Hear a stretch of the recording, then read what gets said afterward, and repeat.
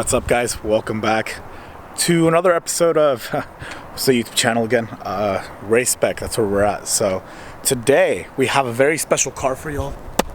It's one of one in the world, just like you. All right, but anyways, yes, one of one in the world. 2023 Aston Martin Vantage F1 edition. This is actually one of my personal cars. As you guys don't know, my business partner and I share cars. It's one of three supercars, one of which being the Viper. But enough of that. This thing is pretty crazy, right? I'm not super into convertibles, but as you guys know, it is a 4-liter twin-turbo AMG motor that's been massaged by Aston Martin. So, pretty quick car. It has no gas right now, so after we do this whole spiel, we're gonna go ahead and fill up and do some pulls so you guys can hear it. But we do have an AMG GTS available to review, so I'll go ahead and review that car at some point as well. But it's not an AMG GT, it's not an AMG GTS. I literally drove both cars back to back today, and I'm here to tell you, completely different cars. The only thing they share is similar engine setups, right? Because Aston Martin does change out the valves and polishes out the heads a little bit, but what does the Aston Martin Vantage F1 have that the regular Vantage does not, right? So there's going to be some differences there. So some of the main differences, how do you know if it's an Aston Martin Vantage F1? Well, numero uno, we have this wing.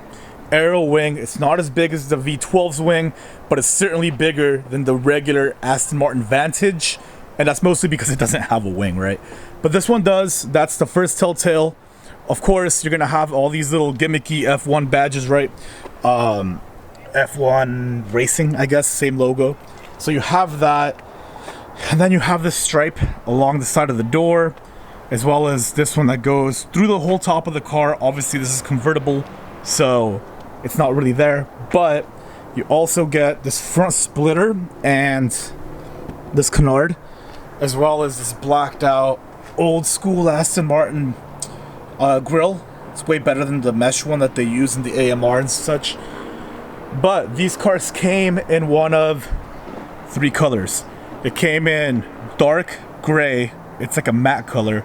It came in white and black, whether it was matte or regular black. However, Aston Martin does something really cool where they let you spec your own car. Now this is primarily only true for the regular models, and that would be like a DBX or whatever other models they have, right? What do they have? They don't have a Vanquish yet. DB11, you can spec those out. However, the F1 edition was locked to one of three colors, and that's basically all they let you change. So you're gonna ask yourself, well, Ray, well, gonna be like, well, you know what, Ray? If this car only comes in one of three colors, then how did you get it in this beautiful flood Platts blue that nobody else has, right? I'll go ahead and tell you right now, because there is a very specific process and specific dealers that you have to go to. Thankfully, we have the connections that we need in order to do this. Now, quite a big change from Mustangs and Lexus RCFs, right? Which is where I left this channel off. And single cabs, I suppose. But the process to get a different colored F1 is as follows. Well, we are substantially more comfortable here, just on the dorsal of the car. However, this is how you get a one-of-one Aston Martin, right? Typically, with like a DBX or whatever it is, you would have a good relationship with your Aston Martin rep. You'll be like, you know what, man? I want my car to be Elwood blue, right? Or I forget what like the cool purple color they have is. Even if it's black, right? So typically you order your car, you custom order it, it comes in, you buy it with money, and then after that, they have a registry, right? They have an Aston Martin registry where they can see the production numbers of every single Aston Martin produced in the world, right? Whether it's in Europe, what's like a weird obscure country, Bangladesh, I was gonna say Canada, but also everything in the United States, obviously, right? And then you're gonna be like, oh, my car's one of one because I got really weird options like, I don't know, red stitching, right? Which would be actually a very common option in this vehicle. But that's just one way to go about it, right? You're kind of shooting holes in the dark, and you know, you have a 1 of 3 car, a 1 of 1, a 1 of 10, a 1 of 30. But yeah, so no matter if your vehicle is a 1 of 1 or a 1 of 500, it's gonna depreciate like a bag of chips with a bunch of rocks in it, because it is an Aston Martin, right? Not a strong suit. This car, I think it's only depreciated like 18%, so not too bad, right? But I'm not hopeful. My business partner would hate to hear it.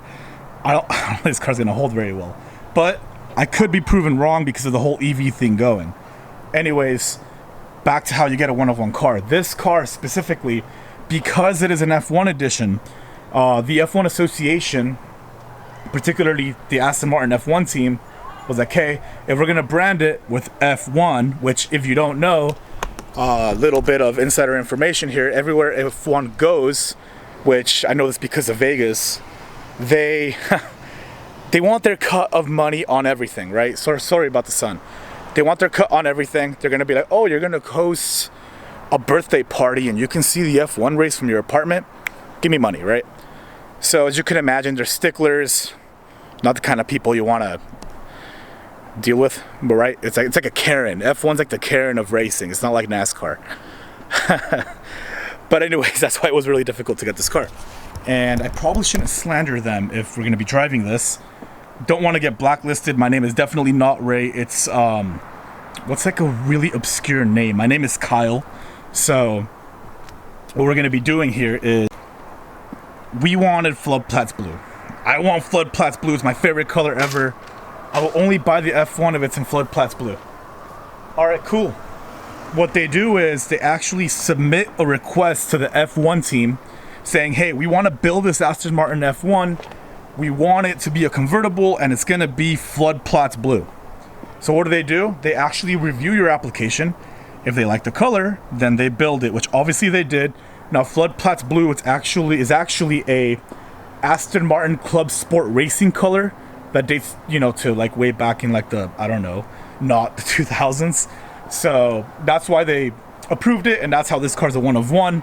There is no other Flood Platts Blue vehicles in the world for the F1 edition. But anyways, guys, we need to get gas before the light runs out because we want to show you how this car runs. So yeah, to get any other color, you have to submit it to F1. If they approve it, they build it. If they don't, then you're SOL, right? So let's go to the gas station, get some gas. Let's go do some pulls, see how this car runs, right? Y'all ever watch that Barbie movie? I feel like Ken, because it's convertible.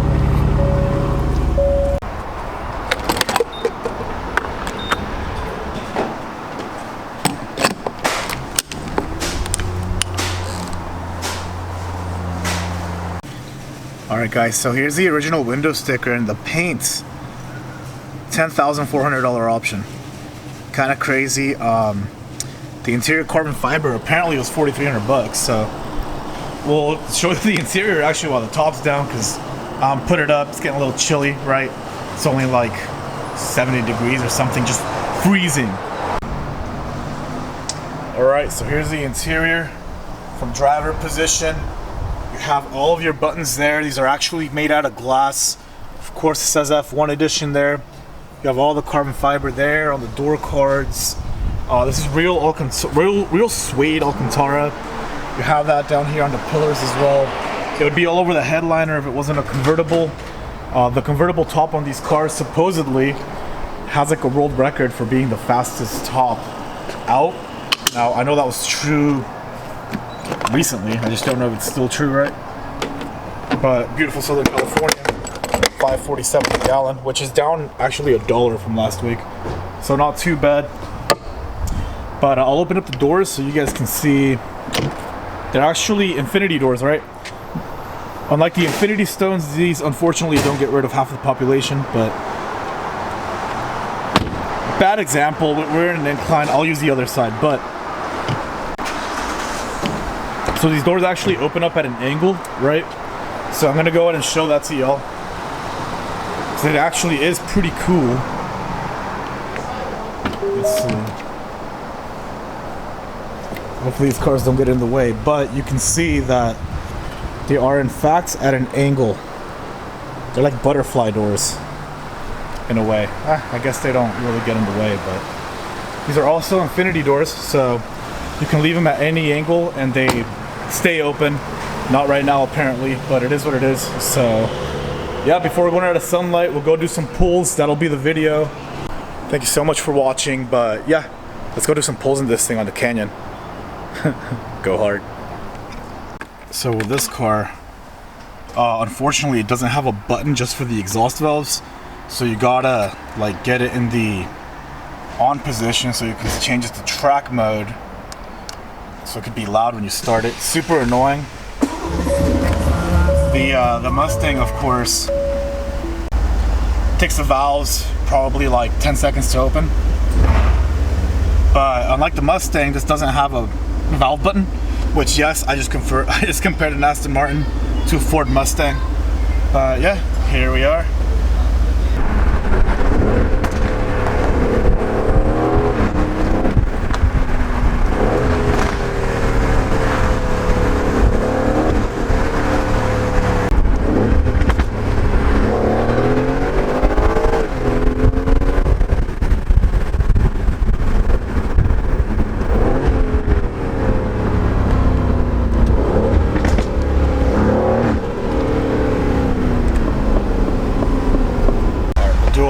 We'll do a little dig run, take the traction control off, of course, and see how it goes.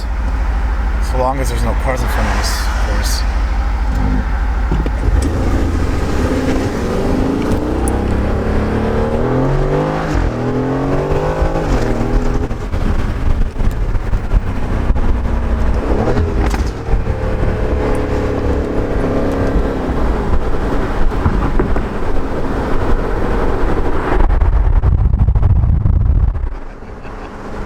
Alright guys, so we're in track mode, which means get some of those. The pops.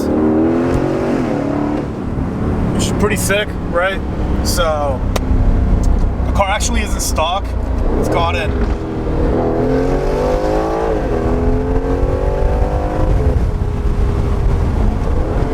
It has an ECU tune on it actually.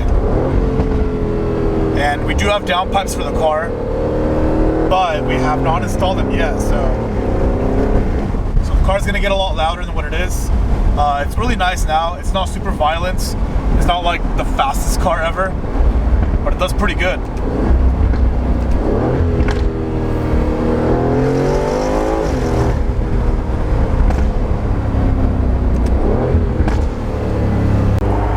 So Aston Martins are like bougie Hellcats, is my conclusion.